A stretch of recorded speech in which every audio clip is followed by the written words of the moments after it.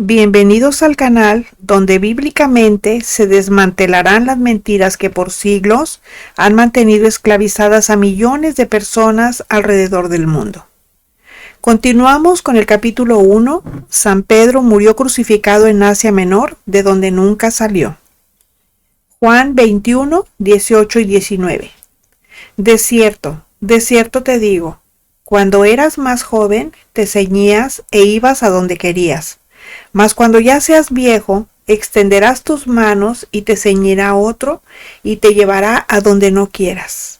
Esto dijo, dando a entender con qué muerte había de glorificar a Dios. Y dicho esto, añadió, sígueme. Este pasaje contiene la profecía de Cristo sobre Pedro, diciendo que tenía que morir crucificado. Si Pedro, pues, murió crucificado, tuvo que serlo en un lugar donde se practicara la crucifixión. Y vamos a ver que la crucifixión ni es de origen romano, ni se practicaba en Roma, por lo tanto, Pedro murió en otro lugar fuera de Roma. La carta de los Gálatas en la Biblia alude a la muerte de Cristo sobre una cruz, citando los pasajes del Antiguo Testamento de la Biblia sobre la crucifixión practicada por los judíos desde 1500 años antes de Jesucristo. Gálatas 3:13 dice, Cristo nos redimió de la maldición de la ley, hecho por nosotros maldición, porque está escrito, maldito todo el que es colgado en un madero. Y Deuteronomio 21, 22 al 23 dice, si alguno hubiere cometido algún crimen digno de muerte, y lo hiciereis morir, y lo colgareis en un madero, no dejaréis que su cuerpo pase la noche sobre el madero, sin falta lo enterrarás el mismo día, porque maldito por Dios es el colgado, y no contaminarás tu tierra que Jehová tu Dios te da por heredad. En los pasajes del Deuteronomio, Moisés da instrucciones o leyes sobre los colgados o crucificados sobre el madero, diciendo que no debe dejarse el cuerpo colgado hasta la noche, sino que se le enterrará siendo aún de día, o sea que esté clareando el sol todavía. Eso hicieron los judíos precisamente con Cristo, enterrarlo antes de que cayera la noche. En varios pasajes de la Biblia, puede verse que el pueblo judío practicaba la crucifixión y cumplía la ley de enterrar a los colgados antes de la noche. Por ejemplo, en Josué 10, 26 al 27 leemos, después de esto, Josué los hirió y los mató y los hizo colgar en 5 maderos, y quedaron colgados en los maderos hasta caer la noche.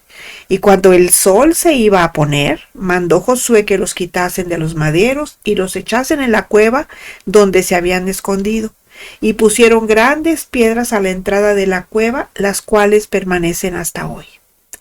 Y Esdras 6:11 nos dice, también por mí es dada orden que cualquiera que altere este decreto, se le arranque un madero de su casa y alzado sea colgado en él, y su casa sea hecha muladar por esto. La crucifixión era conocida por el pueblo judío 1500 años antes de Jesucristo y 750 años antes de que Rómulo y Remo fundaran la ciudad de Roma. Por lo tanto, la crucifixión no puede ser de origen romano, porque ya existía antes del Imperio Romano. Por otra parte, sabemos por el historiador Flavio Josefo, quien vivió en la misma época que Pedro y Pablo, que además era judío, que en la ciudad de Roma no se practicaba la crucifixión. Él dice que en ningún lugar fuera de Palestina se practicaban las leyes judías y por concesión del emperador no se impuso a la sojuzgada Palestina la religión politeísta de Roma, o sea, ellos tenían muchos dioses, sino que a los judíos se les permitió gozar de su propia religión y aplicar sus propias leyes y costumbres. Eso sí, bajo la vigilancia del gobernador de la provincia. Contrapión es una obra apologética escrita por Flavio Josefo alrededor del año 94 después de Cristo. Bueno, por la cita de Josefo que acabamos de leer, Sabemos pues que fuera de Palestina, donde nació, vivió y murió Cristo, no había aplicación de leyes judías. Y una de ellas era precisamente la relativa a la crucifixión, que ya era conocida desde el Deuteronomio 1500 años antes de Jesucristo. Por todas estas razones, si Pedro murió crucificado como así fue, pues tuvo que morir en Palestina, no en Roma. Tuvo que morir fuera de Roma. Otra cosa, los romanos no practicaron la crucifixión contra los judíos fuera de Palestina. Flavio Josefo, narrando la aplicación de penas por los romanos contra los judíos, cuando en el año 70 los ejércitos de Tito Vespasiano destruyeron Jerusalén y dispersaron a los habitantes israelitas por el mundo, enumera la clase de tormentos y muertes aplicadas por los romanos, pero no menciona entre ellos la crucifixión. Los romanos aplicaron la crucifixión únicamente dentro de Palestina. Recuerden que Palestina era gobernada precisamente por los romanos. Y lo hicieron solamente para congraciarse con las autoridades religiosas judías, como en los casos de Cristo y de Pedro, que con sus predicaciones herían la hipocresía de los fariseos de su tiempo. Bueno, en esos casos, las autoridades religiosas que querían aplicar la pena de muerte reconocían que no tenían autoridad romana para ejecutar a alguien. ¿Y qué hacían? Pues llevaban al prisionero ante el gobernador romano y a la pregunta de ¿qué quieres que le haga? Como en el caso de Cristo respondían, crucifícale, crucifícale. ¿Para qué? Pues para quedar bien con los religiosos judíos. Los romanos aplicaron la crucifixión únicamente en esta parte del mundo, pero los romanos ni hicieron uso de la crucifixión, ni permitieron a los judíos usarlos fuera de Palestina. En el año 70, Roma trataba de acabar con el pueblo judío. Ya no le importaba quedar bien con él.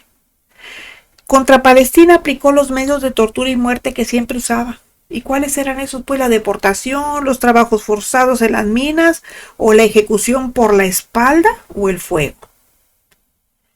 Los romanos no aplicaron contra los judíos otro medio de ejecución propio de ellos, como apedrearlos.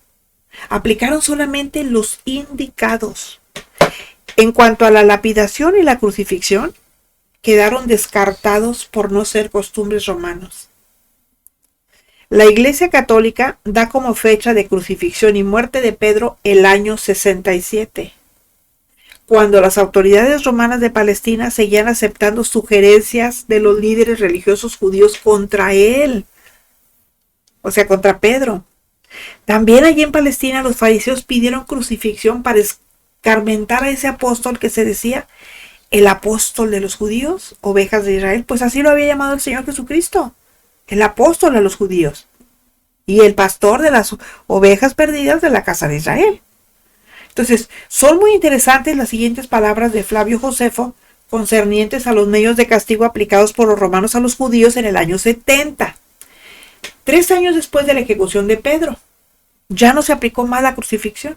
¿Para qué? Si no era ni fue nunca una costumbre romana, ni se trataba de quedar bien con los judíos.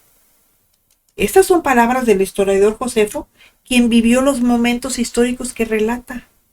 Él no es como otros supuestos historiadores que relatan fantasías. Aquí voy a citar: a los prisioneros judíos del año 70 se les torturó y mató a filo de espada. Se les quemó como teas vivientes o fueron devorados como carne de las fieras en el circo romano. Los que quedaron en Jerusalén fueron condenados a trabajos forzados en las minas hasta que murieron de agotamiento. La mayoría fueron salvajemente aniquilados allí mismo en Jerusalén y solamente un pequeño número de afortunados logró escapar y dispersarse por el mundo. Esta es una cita tomada de Israel, acto 3, escrita por Richard Wolff, Tyndale House Publishers, Wheaton III, USA, 1946. ¿Por qué Josefo no menciona la crucifixión como medio de castigo aplicado por los romanos contra el pueblo judío?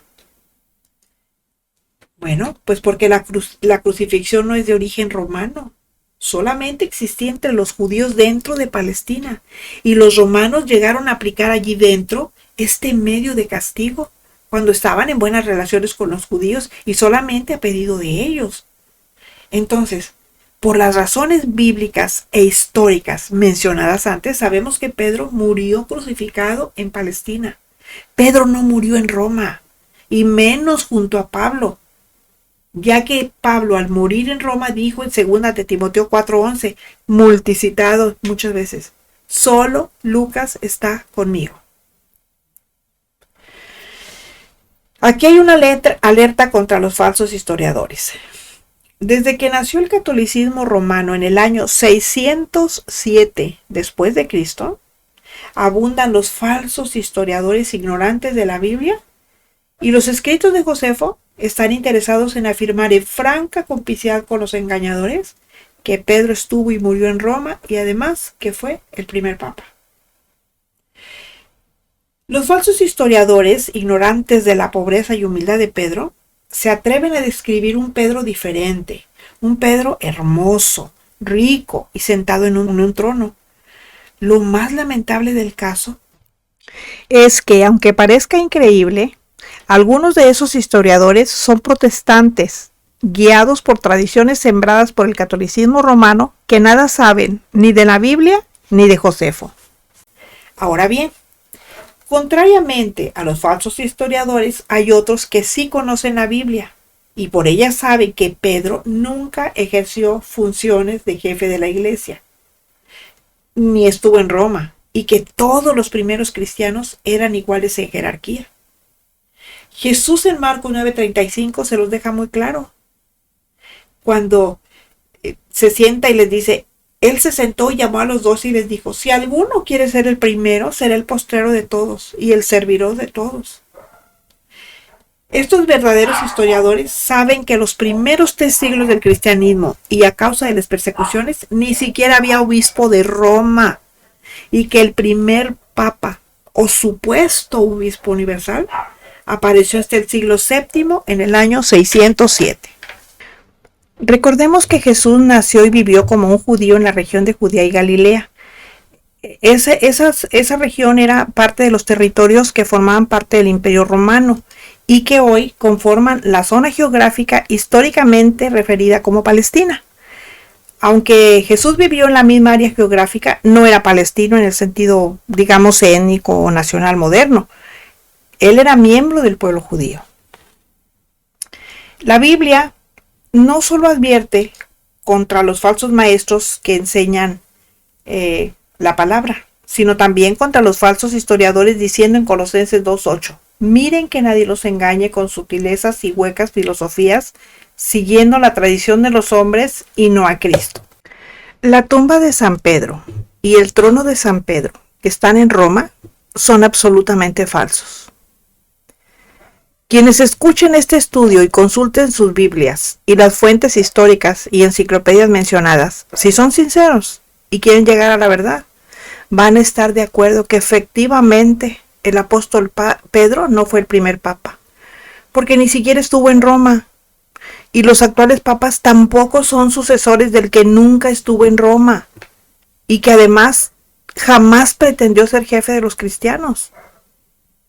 Seguramente cuando lo constaten, muchos se preguntarán, entonces, ¿de quién pues son los llamados tumba y trono de San Pedro que están en Roma?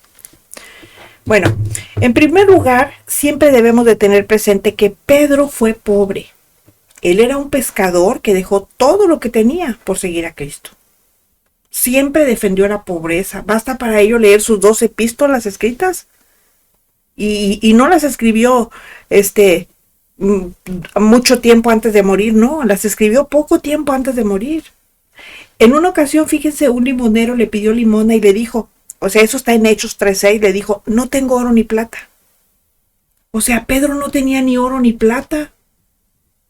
Vamos a ver ahora el resultado de las más recientes investigaciones sobre los llamados la tumba y el trono de Pedro, que están en Roma. Definitivamente no son de Pedro. Solo son un fraude para mantener el error desde que se inventaron.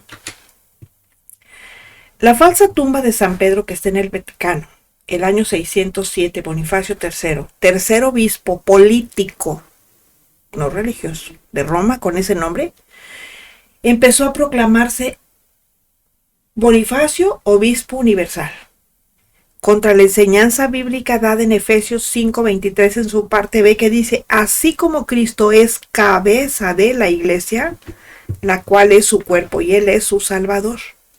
Y por el concilio de Nicea de 329, que dice: solo Cristo es obispo o cabeza universal de la iglesia. Con esa autodesignación de Bonifacio III nace el papado o supuesto obispado universal de Roma. Esto es, nace el catolicismo romano en el año 607, en el siglo VII. Los primeros papas en el siglo VII, acosados por el obispo de Constantinopla, que también pretendía ser un obispo universal o católico, ¿qué es lo que significa la palabra universal? Pues le buscaron apoyo al papado inventando que Pedro fue el primer papa, que estuvo y murió allí en Roma.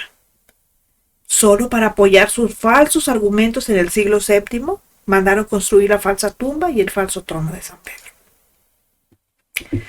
En la falsa tumba de San Pedro de Roma se plantaron huesos humanos. Total, si después de 7 siglos alguien escarbaba y decía que estaban muy bien conservados, pues podría alegarse que con un santo es posible eso y más. Pues así se confeccionó en el siglo VII la famosa tumba de San Pedro en Roma, para dar cuerpo a la falsedad de que Pedro fue el primer papa y murió allí en Roma, cosa que es totalmente mentira. El análisis de la tumba de San Pedro en 1968 dice: durante los últimos años la autoridad del Papa ha sido muy discutida. Debido a eso, miles de sacerdotes en todo el mundo han abandonado su calidad de agentes del Papa y han colgado los hábitos. El Papa Pío XII, ante la inquietud sobre su autoridad en el año 1950, hizo una declaración que apareció en todos los periódicos del mundo. ¿Y saben qué puso? Que acababa de descubrirse el lugar exacto de la tumba de Pedro. Pues eso causó sensación. Porque imagínense, Pío XII en 1950, pues lo estaba anunciando y no hizo necesario adelantar más el asunto. La gente crédula, como siempre, comentaba: ¿no que Pedro no fue el primer papa? Vean, ahí está su tumba. Pero la gente que no razona, y a pesar de la sensación del anuncio anterior, el debilitamiento del catolicismo romano continuó. Es así que en los primeros años de la década de los años 60 fue necesario convocar el Concilio Vaticano II, que en realidad no hizo cambio alguno ni suprimió errores, solamente trató de colocar bajo el Papa a los que antes llamaba herejes y les dio el cariñoso título de hermanos separados. Así es como nos llaman ahora, hermanos separados. Pues miren, separado o no, yo no soy hermana de ellos. Si saben contar, que conmigo no pueden. En la década de los 60 continuó con intensidad la discusión sobre la autoridad del Papa, haciéndose necesario hacer algo más sobre la falsa tumba de Pedro. Durante los primeros días de julio del 68, los periódicos de todo el mundo publicaron en forma sensacionalista que se acababa de excavar en la tumba del amado apóstol allí en el Vaticano y que habían sido descubiertos sus restos. De acuerdo con la información de los periódicos, así se desarrollaron los acontecimientos. Paulo VI comisionó a una catedrática de antigüedades de la Universidad de Roma para hacer las excavaciones en la supuesta tumba, y luego ella había dado a conocer sus resultados. Algunos periódicos después dijeron que los restos hallados correspondían a un esqueleto del sexo femenino. Pero bueno, ese no es el tema que nos interesa. Lo siguiente es textualmente lo que declaró la arqueóloga. Fíjense lo que dijo. Abro comillas: supe que los huesos encontrados era de alguien importante por la finísima vestidura que estaba con ellos, de rica púrpura engarzada en oro puro con las iniciales P.O., Pedro Obispo, o simplemente P. Esa rica vestidura y esas iniciales delataban eso. Esto salió en la revista Time Latinoamerican Edition, página 40 del 5 de julio de 1968. Dígame usted con sinceridad, sabiendo que Pedro era pobre, que no tenía oro ni plata, como él mismo lo mencionó en Hechos 3:6, ¿puede creerse que los restos envueltos en una finísima túnica engarzada en oro puro sean de verdad del humilde apóstol? En realidad se trata de los restos puestos al azar en esa falsa tumba construida en el siglo VII con el propósito deliberado de engañar y hacerle creer a la gente que Pedro vivió y murió en Roma, donde falsamente fue el primer papa. No obstante, para su sorpresa, años después se descubrió la verdadera tumba de Pedro en Jerusalén. Lamentablemente, el común de la gente está cegada en su discernimiento y sigue creyendo, como tantos otros cuentos, el falso resultado dado por la investigadora de la Universidad de Roma. Sobre los restos de Pedro rodeados de oro puro en el Vaticano, pues debido a la credulidad y falta de discernimiento del común de la gente, Paulo VI tuvo la ocurrencia de sacar el trono de San Pedro. O sea, no se conformó con la tumba. No, ahora vamos a sacar el trono. Y ese se guarda en el Vaticano para ser examinado científicamente y determinar una antigüedad de 20 siglos cuando vivía Pedro. Por razones ecuménicas, incluyó en la comisión investigadora a algunos científicos protestantes. O sea, dijo, bueno, vamos a despistarle tantito y vamos a hablar a unos científicos de nuestros hermanos separados, pues, de los protestantes. Bueno, tras el análisis científico del trono de San Pedro, el Vaticano reconoció que es falso. Como se dijo anteriormente, la tumba y el trono de Pedro que están en el Vaticano son falsos. Se crearon para apoyar las mentiras de que Pedro estuvo en Roma, que fue el primer papa y que murió en esa ciudad. Los que deforman la historia presentan al humilde Pedro rodeado de riquezas y sentado en un trono para imponer doctrinas contrarias a la Biblia. El famoso trono de San Pedro del Vaticano fue construido en el siglo VII y estuvo en funciones hasta el año 1666, en que se mandó guardar. Bueno, pues a Pablo VI se le ocurrió en 1968 reunir a un grupo de científicos, y algunos de ellos, como ya les dije antes, eran protestantes, y los llamó para examinar la antigüedad del famoso trono.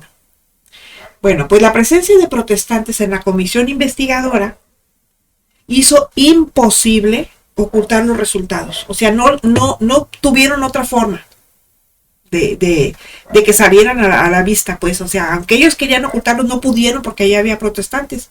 Y los periódicos de todo el mundo, el 29 de noviembre de 1968, publicaron los resultados del análisis en el que se incluyó carbón radioactivo para determinar la antigüedad del sillón.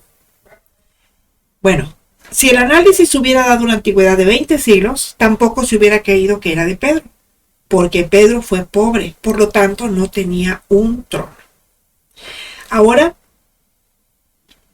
vamos a ver una noticia de United Press International del 28 de noviembre de 1968, que dice: Ciudad del Vaticano, noviembre 28, UPI.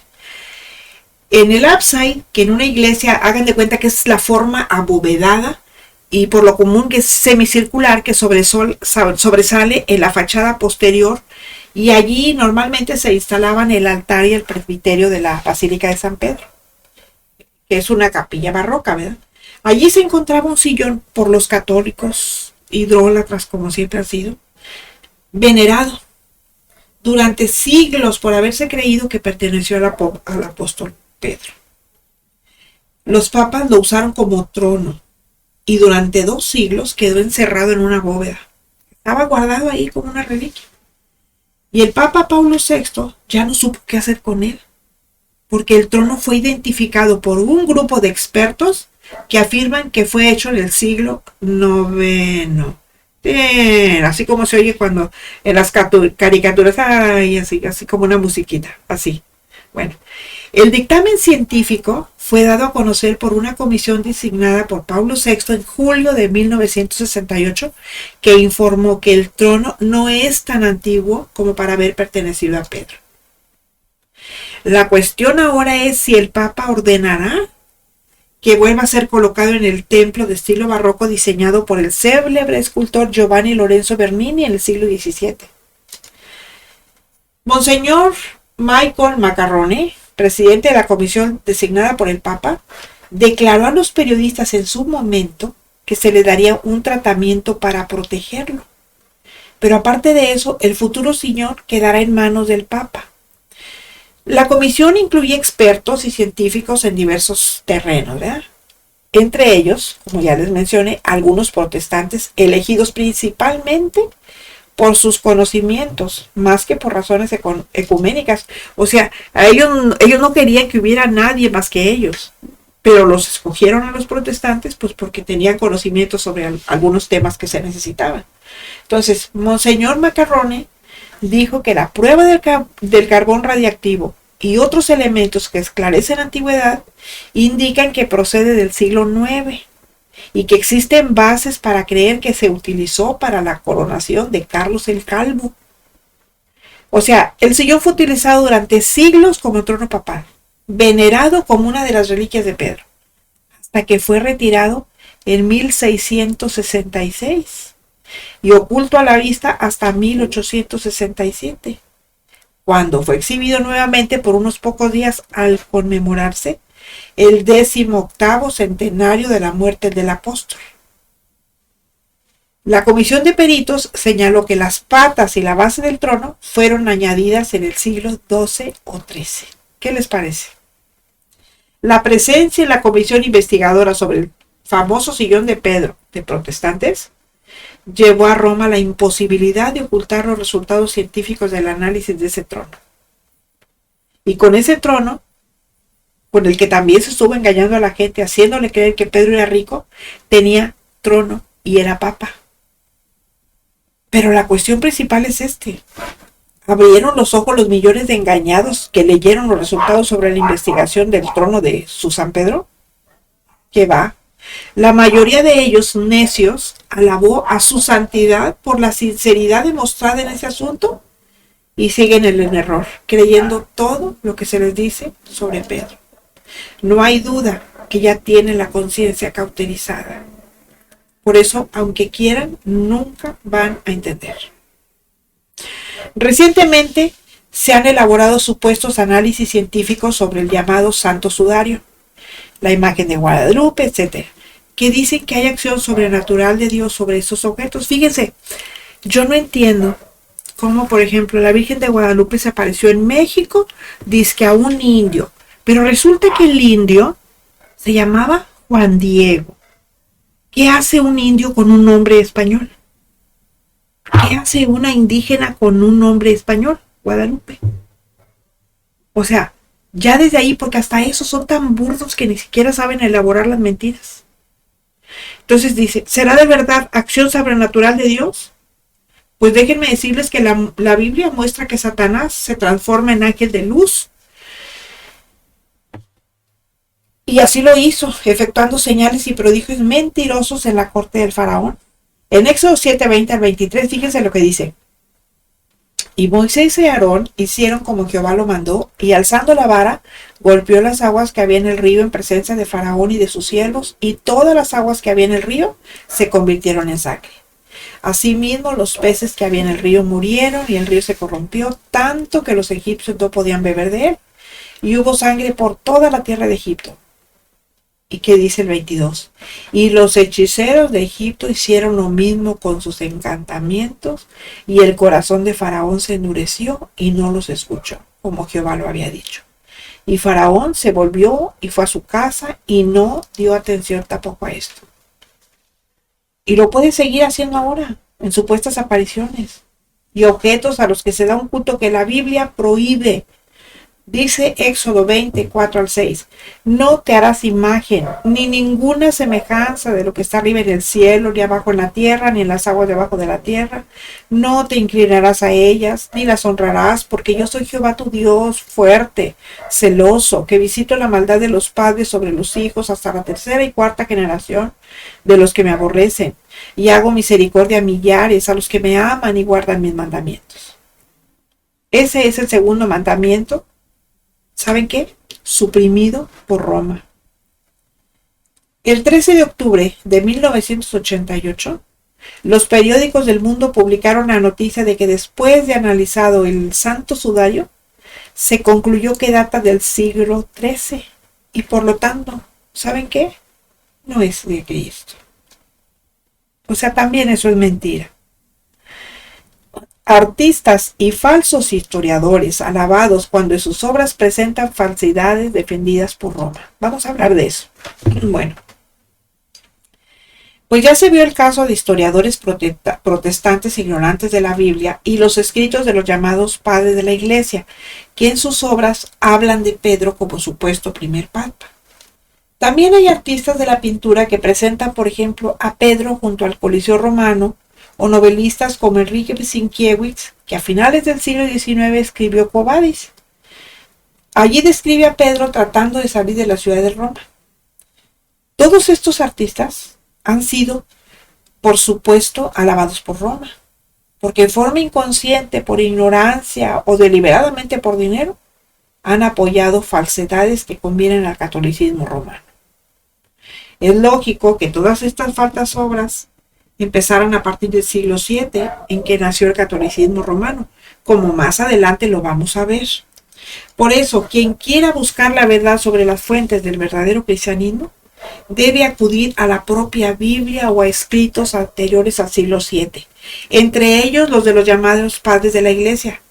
85 escritores sobre temas de la Biblia que vivieron los siglos IV, V y VI, antes de que existiera el catolicismo romano. La misma tumba y trono de San Pedro son obras de arte, cuyo análisis científico se vio antes. Ya lo platicamos ahorita, hace unos minutos. Y ante la embestida de obras literarias falsas en su fondo y pinturas y otras manifestaciones del arte, pues debemos estar alertas. Como la misma Biblia advierte en 2 de Timoteo 4, 3 y 4, que dice, porque vendrá tiempo cuando no sufrirán la sana doctrina, sino que teniendo comezón de oír, se amontonarán maestros conforme a sus propias concupiscencias, y apartarán de la verdad el oído y se volverán a las fábulas. Ahora, San Pedro nunca ejerció funciones de jefe, nunca fue papa. Vamos a ver qué es lo que la Biblia dice de San Pedro. Bueno, se dice, sin ninguna base bíblica o histórica, que Pedro era el jefe de los apóstoles y por lo tanto primer papa. Pero la Biblia muestra todo lo contrario. Pedro aparece recibiendo órdenes en diversos momentos en vez de darlas, como cualquier jefe. Como consistente a una reunión de cristianos presidida por otro, no por él, no por Pedro, y siendo exhortado y reprendido por Pablo en vez de ser él el que lo hubiera hecho, digo, si es que era jefe. En ninguna parte de la Biblia aparece Pedro ejerciendo funciones de jefe. La Iglesia Católica dice que Cristo hizo jefe de los cristianos a Pedro cuando le dijo, tú eres Pedro, y sobre esta piedra edificaré mi iglesia. Eso está en Mateo 16, 18 y Lucas 9, 20. Pero resulta que después de ese pasaje, cuando los apóstoles discutían cuál de ellos era el mayor o jefe, Cristo, en vez de hacerles ver que era Pedro, los reprende. ¿Y qué les dice? Que en su iglesia no hay jefes o mayores porque todos son iguales. Y que el que quiera ser el mayor sea el menor de todos y el servidor de todos. Y eso lo leemos en 3 evangelios. En Mateo 18, 1 al 5, en Marcos 9, 33 y en Lucas 9, 46 al 48. Y efectivamente, Pedro no aparece una sola vez en la Biblia ejerciendo funciones de jefe o papa, si así se le quiere llamar, como tampoco ningún otro de los cristianos. La Biblia presenta una multitud de iglesias o congregaciones independientes entre sí, eso sí lo presenta la Biblia, cada cual con su propio pastor o obispo. que por cierto es elegido por cada iglesia. Y dice la Biblia que cada pastor u obispo, en vez de ser jefe de la iglesia que lo eligió, por el contrario, es su cuidador, porque no tiene señorío sobre ellos. Eso lo vemos en Primera de Pedro 5, 2 y 3. Cuidando de ella no por fuerza, sino voluntariamente, no por ganancia deshonesta, sino con ánimo pronto, no como teniendo señorío sobre los que están a su cuidado, sino siendo ejemplos de la grey. Qué diferencia de verdad lo que el Señor mandó a lo que hacen los ensotanados. San Pedro obedecía órdenes, no las daba. En Hechos 8:11 dice la Biblia que cuando los cristianos supieron que en Samaria se había recibido el Evangelio, ellos, o sea, los cristianos, les mandaron a Pedro y a Juan. Es decir, tanto Pedro como Juan obedecieron las órdenes recibidas cuando fueron a aquella región. Pedro, también simple asistente a una reunión presidida por otro. El capítulo de Hechos 15 narra el llamado Concilio de Jerusalén del año 52 después de Cristo. Allí estaba Pedro en Jerusalén ese año 52. Ya lo vimos anteriormente en el capítulo 1. Hechos, en la primera parte, Hechos 15 del 7 al 11 dice: y después de mucha discusión, Pedro se levantó y les dijo: varones hermanos, ustedes saben, como ya hace algún tiempo que Dios escogió, que los gentiles oyesen por mi boca la palabra del Evangelio y creyesen. Y Dios, que conoce los corazones, les dio testimonio, dándoles el Espíritu Santo, lo mismo que a nosotros. Y Dios, que conoce los corazones, les dio testimonio, dándoles el Espíritu Santo, lo mismo que a nosotros. Y ninguna diferencia hizo entre nosotros y ellos, purificando por la fe sus corazones. Ahora pues, ¿por qué tientan a Dios poniendo sobre la cerviz de los discípulos un yugo que ni nuestros padres ni nosotros hemos podido llevar? Antes creemos que por la gracia del Señor Jesús seremos salvos de igual modo que ellos. Cuando se declara abierta la sesión al concilio, Pedro habla y da su punto de vista. Luego da su opinión sobre el tema a tratar Bernabé y Pablo. En Hechos 15:12 dice: entonces toda la multitud cayó y oyeron a Bernabé y a Pablo que contaban cuán grandes señales y maravillas había hecho Dios por medio de ellos entre los gentiles. Finalmente, cuando todos callaron, Santiago, o Jacobo, como ustedes le quieran llamar, es el mismo, como presidente de la reunión, dijo lo que tenía que hacerse al respecto. Eso lo dijo en Hechos 15, del 13 al 21, que dice así: y cuando ellos callaron, Jacobo o Santiago respondió diciendo: varones hermanos, óiganme. Simón ha contado, hablando de Pedro, ha contado cómo Dios visitó por primera vez a los gentiles para tomar de ellos pueblo para su nombre.